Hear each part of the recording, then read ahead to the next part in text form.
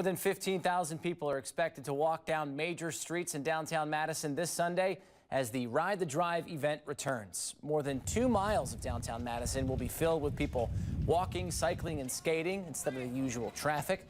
That includes John Nolan Drive and parts of Willie Street. This event allows people to enjoy downtown from a new perspective here. There's also going to be music, bike checks, food, and more in the streets at parks along the way.